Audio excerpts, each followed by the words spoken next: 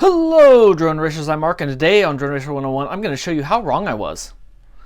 Well, about half of it. This is the BabyHawk R Pro. I reviewed it very recently, and one of the things that I didn't really like about it was the video output. And I'm just going to say it, I was totally wrong. I want to thank everybody in the comments that pointed out the problem, so now I can show you how the video transmitter on this works, because it's a little different than any I'd ever used before. Here's what I did. I'm at 25 milliwatts. I'm going to go ahead and turn it up to 200 milliwatts. Here are the results. It's a lot better, but it's still breaking up a lot. And feel that float, see that?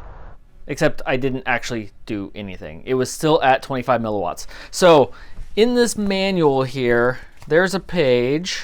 Here it is, the VTX frequency instructions. And here are all the instructions. And I'm going to give you a nice big view of them because the text on this thing is so small, I can barely read it. So here we go.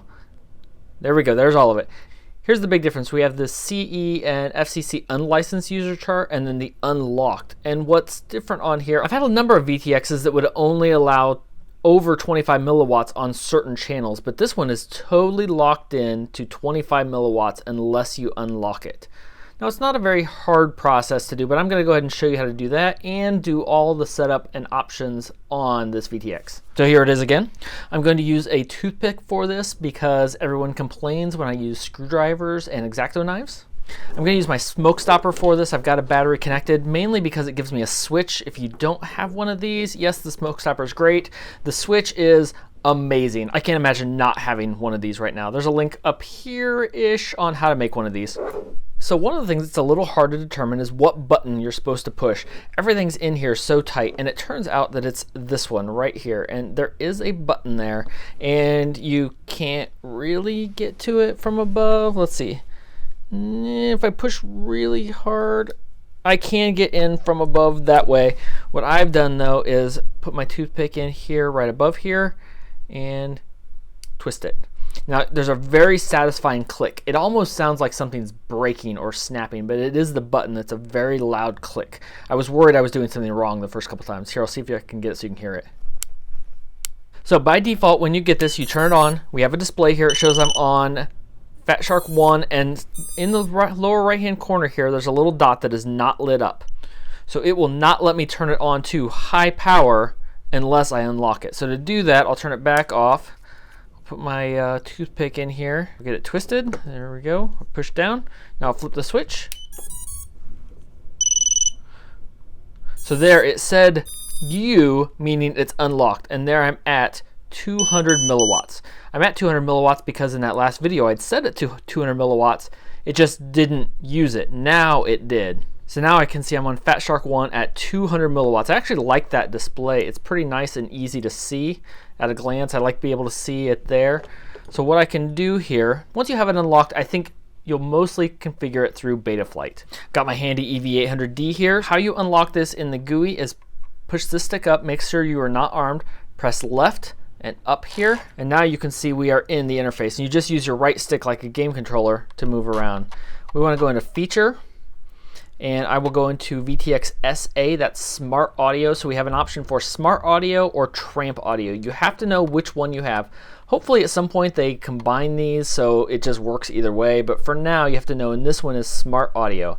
So I press right, and here I have band. I'm on Fat Shark 1. If I change it to say race band, and I set it, yes, I've lost my video. So I'll just change my goggles to race band. That'll be the easiest option here. So now we're on race band.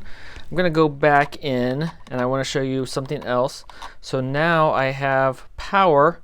I'm on 200 milliwatts. I'm gonna change it to 25 milliwatts. I'm gonna go down to set here. I'll show you what happens. See the light right there? As soon as I set it and I confirm it, that turns off. So now I'm on 25 milliwatts. Then I can change it back to 200 milliwatts. Now, unfortunately, I can't test it today. It is pouring outside, but I want to show you how to configure this. So say for whatever reason you don't want to configure it in your OSD, or for some reason it doesn't work, or something's not set up to work it. You want to control this with a toothpick. So what we'll do is we'll get in here, get on the switch. Here we go. Now I'm going to click and hold the button down for 5 seconds. It feels like a long time. So there we go. Now see that B, that's a B. I click it once, I go to C, and then P. So we have band, channel, and power. I'm gonna go into power first, so I click and hold for 2 seconds. It will go in, there I'm on high. I'm gonna click once to go to low. That's less likely to burn out my VTX if I do that. Then I'll click and hold for 2 seconds and it'll go back out. Now I have power. If I wanna change it to band, I click and hold. And I have all of my bands available. So I was on race band 1, which is fine. I'll click and hold for 2 seconds. Once I have everything set the way I want it, there's band channels on channel 1 here. I'll show you real quick. There we go, click and hold for 2 seconds. We're on channel 1, click and hold for 2 seconds again to go back out. And then I'm gonna click and hold for 5 seconds and it should exit out. There we go. So there it exited out. Now it's gonna go back and forth and show me I'm on R1 and there's no light, so I'm on 25 milliwatt. You don't wanna just sit here on the table with it at 200 milliwatts all the time.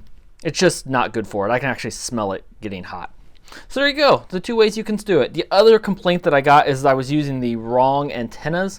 I was using circular antennas, and I think I'm okay with that. If this is your one flyer, yes, definitely put linear antennas on here. Put a linear patch on it, put a linear antenna on it.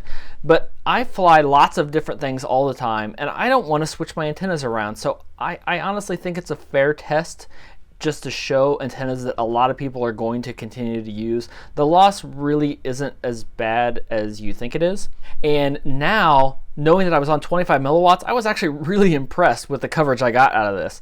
On 200 milliwatts, it ought to be way better. So I look forward to trying this again. Unfortunately, it's turning cold and wet more often. Hopefully I can fly it again soon. And hopefully I get a chance to play with the PIDs, because that was the other problem I had. But I'm sure those can be tuned out. I just haven't had a chance to fly it yet. But if you found this useful, leave a like and a comment down below. Let me know if you found better PIDs than the stock ones. I'll link the video for using their PIDs. Maybe they've updated them, I haven't looked. I created a video on how to set the defaults from EMax, and all the links are down in that video also. So check that out, and hopefully they've tweaked that download that you can do and applied, and then it works better.